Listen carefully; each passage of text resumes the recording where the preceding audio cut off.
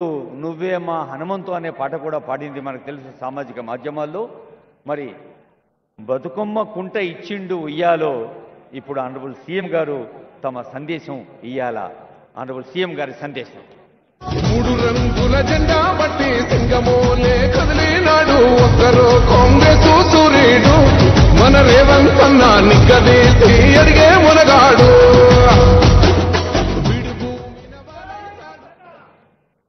బతుకమ్మ కుంట ప్రారంభోత్సవ కార్యక్రమానికి సభాధ్యక్షత వహించిన అంబర్పేట శాసనసభ్యులు కాలేరు వెంకటేష్ గారు, ఈ కార్యక్రమంలో నాతో పాటు ముఖ్య అతిథులుగా విచ్చేసిన హైదరాబాద్ ఇన్ఛార్జ్ మంత్రివర్యులు మిత్రులు పొన్నం ప్రభాకర్ గారు, ఈ కార్యక్రమంలో పాల్గొన్న మంత్రివర్యులు జూపల్లి కృష్ణారావు గారు, ఈనాడు ఈ కార్యక్రమానికి నిండుదనం తెలిసి బతుకమ్మ పండుగ, దసరా పండుగ అంటే ఆడబిడ్డల్ని ఇంటికి ఆహ్వానించి ఆడబిడ్డల్ని మన సంతోషంలో భాగస్వాములను చేసినప్పుడే ఈ బతుకమ్మ పండుగకు నిండుదనం వస్తుంది. అలాంటి బతుకమ్మ కుంట ప్రారంభోత్సవ కార్యక్రమంలో మా ఆడబిడ్డ సీతక్క, విమలక్క పాల్గొని ఈ కార్యక్రమానికి సంపూర్ణత తీసుకొచ్చిండ్రు. ఈ వేదిక మీద ఉన్న ఆడబిడ్డలందరికీ, రాజ్యసభ సభ్యులకు, శాసనమండలి సభ్యులకు, శాసనసభ్యులకు, వివిధ కార్పొరేషన్ చైర్మన్లకి, ఇక్కడికి విచ్చేసిన వి హనుమంతరావు గారి అభిమానులందరికీ, ముఖ్యంగా వి హనుమంతరావు గారికి ఆయన ఒక జీవితాశయంగా ఈ బతుకమ్మ కుంట పునరుద్ధరణ కోసం పోరాటం చేస్తూ వచ్చిండు. అదేవిధంగా ఈ కార్యక్రమంలో హైదరాబాద్ నగర మేయర్ ప్రథమ పౌరాలు విజయలక్ష్మి గారు, మున్సిపల్ అధికారులు, హైడ్రా అధికారులు అందరూ పాల్గొని ఈ కార్యక్రమంలో ఈనాడు పేదల కోసం నిర్మించిన ఈ బతుకమ్మ కుంట ముఖ్యంగా ఆడబిడ్డలు దసరా పండుగ సందర్భంగా ఇక్కడ ఆనందంతో ఉత్సాహంతో ఈ కార్యక్రమాన్ని జరుపుకోవడాన్ని మనస్ఫూర్తిగా అభినందిస్తున్నాం. మిత్రులారా, ఈరోజు నిజంగా చాలా సంతోషకరమైన పర్వదినం. నేను హైడ్రా ఆలోచన చేసినప్పుడు చాలామంది చాలా రకాలుగా మాట్లాడారు. కొంతమందికి అర్థం కాలేదు, కొంతమందికి అర్థమయ్యి వాళ్ళ యొక్క కబ్జాలు, వాళ్ళ యొక్క ఆలోచనలు భవిష్యత్తులో సాగవని బురద జల్లే ప్రయత్నం చేసింది. ఎవరెన్ని ప్రయత్నాలు చేసినా మంచి పని చేయాలనుకున్నప్పుడు, ఒక సంకల్పంతో ముందుకు వెళ్ళాలనుకున్నప్పుడు కొన్ని ఒడిదుడుకులు వస్తాయి. ఆ ఒడిదుడుకులను సమయస్ఫూర్తితోనో సమయము సందర్భాన్ని బట్టి వాటిని పరిష్కరించుకుంటూ ముందుకు వెళ్ళాలి. ఈనాడు ఒక నూతన సంస్థని రాష్ట్ర ప్రభుత్వం ప్రారంభించింది. చాలామంది చాలా ఆరోపణలు చేసింది. కానీ నేను ఒక మాట చెప్పదలుచుకున్నా. కోవిడ్ తర్వాత పర్యావరణంలో చాలా మార్పులు వచ్చినాయి. క్లైమేట్ చేంజెస్ అంటే ఊహించని లేనంత వాతావరణంలో మార్పులు వచ్చినాయి. ఈ హైదరాబాద్ నగరమే కాదు, ఈ దేశంలో మనం ఏర్పాటు చేసుకున్న వ్యవస్థలు, మనం నిర్మించుకున్న రోడ్లు కావచ్చు, డ్రైనేజ్ కావచ్చు, ఇతర పరిస్థితులు, ఇతర ఏర్పాట్లన్నీ కూడా రోజుకు 2 సెంటీమీటర్ల వర్షం కురిస్తే సరిపోయే విధంగా మనం ఇన్ఫ్రాస్ట్రక్చర్ ఏర్పాటు చేసుకున్నాం. గతంలో వర్షాలను బట్టి ఆనాడు నిర్మాణం చేయాల్సిన ప్రభుత్వ సంస్థలు ఒక రోజుకి 24 గంటల్లో 2 సెంటీమీటర్ల వర్షం పడితే ఎదుర్కోవడానికి అవసరమైన మనము ఇన్ఫ్రాస్ట్రక్చర్ ఏర్పాటు చేసుకున్నాం. కానీ ఈ మధ్యకాలంలో మీరు అందరు చూస్తున్నారు, 2 సెంటీమీటర్లు రోజు కాదు, గంటలో లేదా 2 గంటల్లో 40 సెంటీమీటర్ల వర్షం కురిసే పరిస్థితులు ఈరోజు వాతావరణంలో మార్పు వచ్చినాయి. కోవిడ్ తర్వాత విపరీతమైన మార్పులు వచ్చినాయి, పర్యావరణ మార్పులు వచ్చినాయి, వాతావరణ కాలుష్యంలో మార్పులు వచ్చినాయి.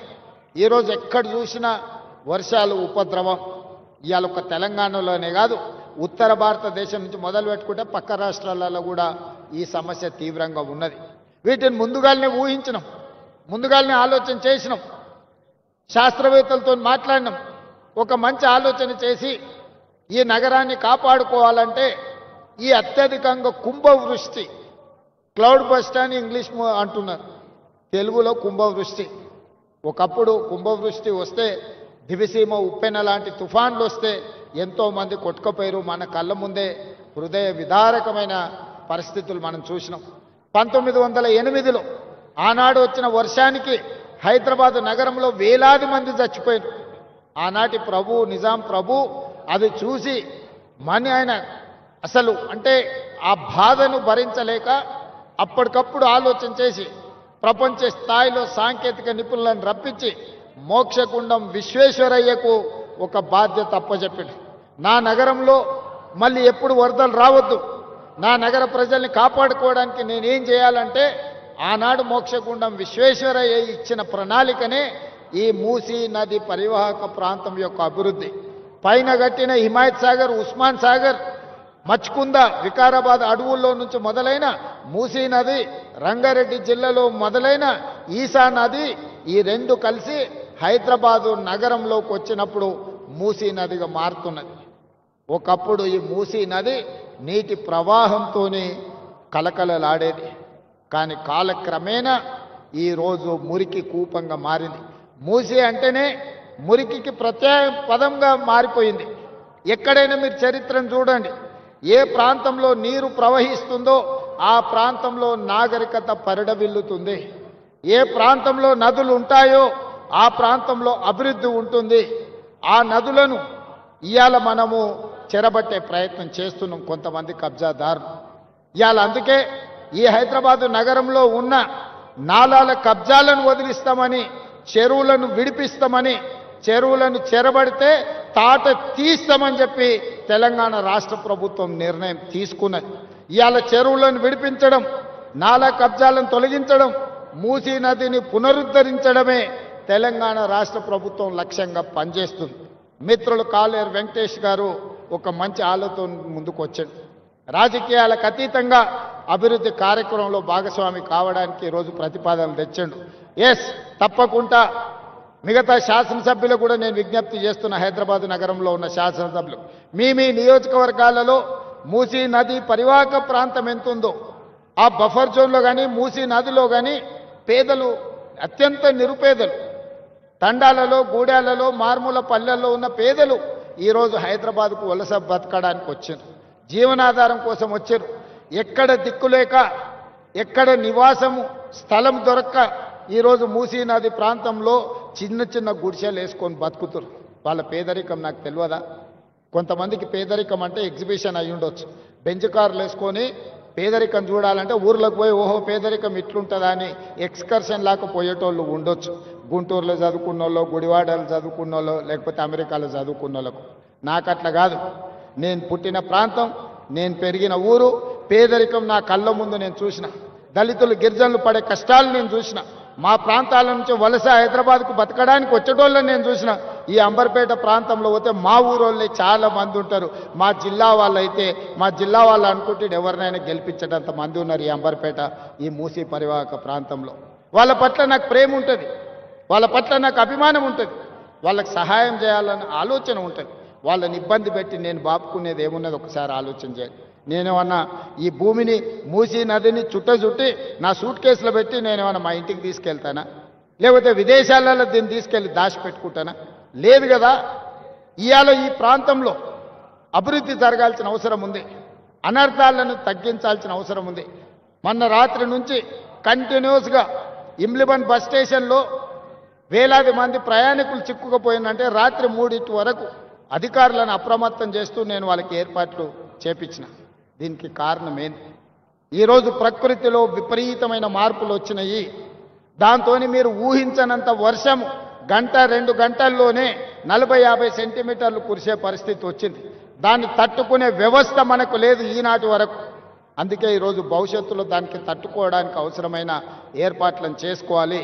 లేకపోతే జీవితాంతం మీరు కష్టపడి సంపాదించుకున్న మీ టీవీ కావచ్చు, మీ ఫ్రిడ్జ్ కావచ్చు, మీ మంచాలు కావచ్చు, మీ పిల్లలు చదువుకున్న సర్టిఫికెట్లు కావచ్చు, ఉప్పు పప్పు బెల్లం చింతపండు మీరు సంపాదించుకొని 2-3 నెలలకు మీరు తెచ్చి ఇంట్లో పెట్టుకుంటే రాత్రి ఈ రకంగా వర్షాలు వస్తే గంటలలో అవి నీట మునిగిపోతాయి. ఆ తర్వాత మిమ్మల్ని ఆదుకోవడానికి ఎవరు రారు. నా మాట వినండి, మీకు మంచి చేసే ఆలోచనతో ఉన్నా. ఇలా కాలేరు వెంకటేష్ గారు ఒక ప్రతిపాదన చేసిండు. అంబర్పేట అసెంబ్లీలో 5 కిలోమీటర్లు మూసి నది పరివాహక ప్రాంతం ఉన్నది. ఈ బఫర్ జోన్లో కొంతమంది పేదలు ఇండ్లు కట్టుకుండ్రు, వాళ్ళకి డబుల్ బెడ్రూమ్ ఇండ్లు కట్టించండి అంబర్పేటలో అని. తప్పకుండా వేదిక మీద ఉన్న మా ఇన్ఛార్జ్ మంత్రి పొన్నం ప్రభాకర్ గారికి నేను ఆదేశాలు ఇస్తున్నా. హైదరాబాద్ కలెక్టర్కి, మున్సిపల్ కమిషనర్ గారికి నేను ఆదేశాలు ఇస్తున్నా. తక్షణమే అంబర్పేటకు సంబంధించిన ఒక ప్రత్యేక రివ్యూ పొన్నం ప్రభాకర్ గారు తీసుకుంటారు. మీరు క్షేత్రస్థాయిలో మొత్తం పర్యటన చేసి, నేను మున్సిపల్ అధికారులకు కూడా అందరికి ఆదేశాలు ఇస్తున్నా, మీరు మొత్తం తిరగండి, ఎన్యూమరేట్ చేయండి, ఎవరెవరు ఉన్నారు పేదలు లిస్టు తీయండి, వాళ్ళ పరిస్థితి ఏంది అంచనా వేయండి. ఇవాళ వాళ్లకు పునరావాసం కల్పించడమే కాదు, ఈడ ఇన్ని ఆఫీసులు లేవంటే నేనే ఆశ్చర్యపోతున్నా. రిజిస్ట్రేషన్ ఆఫీసు లేదు, లేకపోతే ట్రాన్స్పోర్ట్ ఆఫీసు లేదు, ఏ ఆఫీసు లేదు అన్నాడు వెంకటేష్. ఒకదానికి అటుపోవాలి, ఒకదానికి ఇటుపోవాలి. 100% ఈ కాన్స్టిట్యున్సీకి సంబంధించిన అన్ని వసూలుతో కూడుకున్న ఒక క్యాంపస్ని ఒక మినీ సెక్రటేరియట్ లాగా అంబర్పేటలో మీకు కట్టించే బాధ్యత నాది. ఏమేమి ఆఫీసులు కావాలనో లిస్ట్ అవుట్ చేయండి. ఈ ప్రాంత ప్రజలకు అవసరమైన ఏమేమి కావాలనో అన్ని ఆలోచన చేయండి. వాటికి సంబంధించిన ప్రణాళికలు సిద్ధం చేస్తే డిసెంబర్ 9 తారీఖు లోపలనే మీకు అన్ని అనుమతులు ఇచ్చి నిధులు కేటాయించే బాధ్యత నాది. 2 నెలల్లో క్షేత్రస్థాయి పర్యటన చేసి అన్ని అంచనాలు తయారు చేయండి. ఆ అంచనాలకు అనుకూలంగా నిధులు డిసెంబర్ 9 తారీఖు లోపల మంజూరు చేసే బాధ్యత నేను తీసుకుంటా. కాలేరు వెంకటేష్ గారికి నేను సూచన చేస్తున్నా, రాజకీయాలకు అతీతంగా మీ నియోజకవర్గాన్ని అభివృద్ధి చేసుకోండి. నేను సహకరించడానికి సిద్ధంగా ఉన్నా. మీరు అడగకుండా, మీరు అంశాలను ప్రస్తావించకుండా, మీరు ప్రతిపాదనలు సిద్ధం చేసుకోకపోతే నేను సహాయం చేయాలన్నా కూడా నేను చెయ్యలేను. క్షేత్రస్థాయిలో మీరు సహకరిస్తే 100% అద్భుతాలు చేస్తాం. ఇక్కడ ఒక అతను కబ్జా పెట్టుకున్నాడు, అతని పేరు గురించి నేను చెప్పాల్సిన అవసరం లేదు. ఆకాశం నుంచి పూలు జల్లిన ఆనాటి నాయకుడికి కబ్జా పెట్టుకున్నాయని, ఆయన వెనకాల ఎవరున్నారో మీ అందరికీ తెలుసు. కానీ ఇవాళ లోకల్ ఎమ్మెల్యేగా మీరు సహకరించారు. వితిన్ 100 డేస్లో ఈరోజు బతుకమ్మ కుంట నిజమైంది, కళల సాకారమైంది. మా విమలక్క చెప్తుంది, మా తండ్రి గారు ఇక్కడనే ఉండి మేము ఎన్నోసార్లు కొట్లాడినామన్నా, మా జన్మలో ఇది ఇట్లా చూస్తామని నేను అనుకోలే. అందుకే నేను జిల్లాల కార్యక్రమాన్ని కూడా రద్దు చేసుకొని ఇక్కడికి వచ్చినాను. మీరందరు స్థానిక ప్రజాప్రతినిధులు సహకరించినందుకే నేను ఇది చేయగలిగిన. నేను ఒక్కరిని చేసే పని కాదు ఇది. మీరందరూ సహకరిస్తే నేను నిర్ణయం తీసుకోగలుగుతా. నేను ఒక టీం లీడర్గా మిమ్మల్ని అందరినీ లీడ్ చేయగలుగుతా. ఒక విజన్ గల ప్రజాప్రతినిధిగా హైదరాబాదు నగరం అంతర్జాతీయ నగరంగా తీర్చిదిద్దుతా. అదే క్రమంలో పేదలకు ఎట్లా మేలు చేయాలో మీరు సూచనలు ఇవ్వండి. పేదలకు అన్యాయం చేసే పని ఏది చెయ్యను. మీరు గుర్తుపెట్టుకోండి, అక్కడ హైటెక్ సిటీ దగ్గర కన్వెన్షన్ కూలిందంటారు. ఎవరు? నాగార్జున గారు, ఆగర్భ శ్రీమంతుడు, ఒక పెద్ద సినిమా స్టార్. కానీ అక్కడ తుమ్మిడికుంట అనే మొత్తం చెరువునే కబ్జా పెట్టుకుని, నాకు కూడా మంచి మిత్రుడు. మేము అడిగి చూసినాం. వారు కొంచెం వారికి ఉన్న పాత సావాసము, పాత మిత్రుల వల్ల కొంత ఆలోచన చేసిండు. మా అధికారులు పోయి దాన్ని తొలగించింది. తర్వాత ఆయన్నే ముందుకు వచ్చి, సార్ ఇట్లాంటివి ఇంకా నాకు వద్దు వివాదాలు, నేను ప్రజలకు ఆదర్శంగా ఉండదలుచుకున్నా, ఈ చెరువు పునరుద్ధరణ కోసం 2 ఎకరాల భూమి నేనే అప్పచెప్తా అని చెప్పి నాగార్జున గారు ఈరోజు ముందుకు వచ్చి ఈరోజు మనకు అప్పచెప్పాడు. అలాంటి సందర్భాలు వస్తే మేము అభినందిస్తాము. సున్నం చెరువు దగ్గర ఎవడో అమాయకులను చేసి అమ్ముకుంటే, చెరువు మధ్యలో వాళ్ళు నిర్మించుకుంటే తొలగించమని ఎన్నిసార్లు చెప్పినా తొలగించకపోతే మనం తొలగించాల్సి వస్తుంది. దయచేసి నేను పేద ప్రజలకు విజ్ఞప్తి చేస్తున్నా. మాయగాళ్ళు మహానగరంలో చాలామంది ఉంటారు. వాళ్ళకు ముఠా నాయకుడు ఇంకొకడు ఉండొచ్చు. వాళ్ళందరూ కలిసి ఈ మహానగరంలో వివిధ ప్రాంతాల నుంచి వచ్చిన పేదల్ని మాయ చేసి ప్రభుత్వ స్థలాలను మీకు అమ్ముతే అగ్గోకు సగ్గోకు వస్తుందని తీసుకోకండి. మీకందరికీ ఏ రకంగా ఆదుకోవాలనో ప్రభుత్వం ఆలోచన చేస్తుంది, ఒక మంచి నిర్ణయం తీసుకుంటుంది. అందుకే మనస్ఫూర్తిగా దసరా పండుగ సందర్భంగా ఈ నగరవాసులందరూ మూసీ నది పునరుజ్జీవం కోసం సహకరించండి. మూసీ నది పరివాహక ప్రాంతంలో ఎవరెవరైతే నివాసం కోల్పోతుండ్రో వాళ్ళందరికీ శాశ్వత నివాసాన్ని ఏర్పాటు చేసే బాధ్యత తెలంగాణ రాష్ట్ర ప్రభుత్వం తీసుకుంటుంది. ఎవరిని నష్టపోనివ్వం, ఎవరిని కష్టపెట్టం. కష్టపెట్టడానికి ఈ ప్రభుత్వం లేదు. ఇది ప్రజా ప్రభుత్వం, ప్రజల కోసం ఎన్నుకున్న ప్రభుత్వం, ప్రజలే ఎన్నుకున్న ప్రభుత్వం, ప్రజలు నడుపుతున్న ప్రభుత్వం. ఈ ప్రభుత్వం పేదలకు అండగా నిలబడుతుందని తెలియజేస్తూ చివరగా కాళేరు వెంకటేష్ గారు ఒక ప్రతిపాదన తెచ్చారు. బతుకమ్మ కుంటకు పెద్దలు వి హనుమంతరావు గారి పేరు పెట్టాలని నాకు ఎలాంటి అభ్యంతరం లేదు. కాళేరు వెంకటేష్ గారి సూచన మేరకి బతుకమ్మ కుంటకు వి హనుమంతరావు గారి పేరును పెట్టడానికి అవసరమైన ప్రణాళికలు సిద్ధం చేయమని పొన్నం ప్రభాకర్ గారు చెప్తున్నా. వారు చెప్పబట్టే ప్రగతి భవన్కి జ్యోతిరావు పూలే పేరు మనం పెట్టుకోవడం జరిగింది. హనుమంతరావు గారి సూచన మేరకే పేదల ప్రజాభవన్గా మార్చి జ్యోతిరావు పూలే ప్రజాభవన్గా హనుమంతరావు గారి సూచన మేరకే నిర్ణయం తీసుకున్నాం. ఇవాళ 42% రిజర్వేషన్ల విషయంలో కూడా వారి సీనియర్ నాయకుడుగా మాకు సూచనలు సలహాలు ఇచ్చి ముందుకు నడిపించిండు. వారి అనుభవాన్ని ఈ ప్రభుత్వం పూర్తి స్థాయిలో వినియోగించుకుంటుంది. వారి గౌరవానికి భంగం కలగకుండా ఈ కార్యక్రమాలను ముందుకు తీసుకెళ్తాం. అంబర్పేటలో డాక్టర్ రోహిన్ రెడ్డి గారు ఈరోజు ఈ కార్యక్రమాన్ని సమన్వయం చేసి విజయవంతం చేసినందుకు రోహిన్ రెడ్డి గారి టీంను కూడా మనస్ఫూర్తిగా అభినందిస్తూ సెలవు తీసుకుంటున్న. ధన్యవాదాలు మిత్రులారా.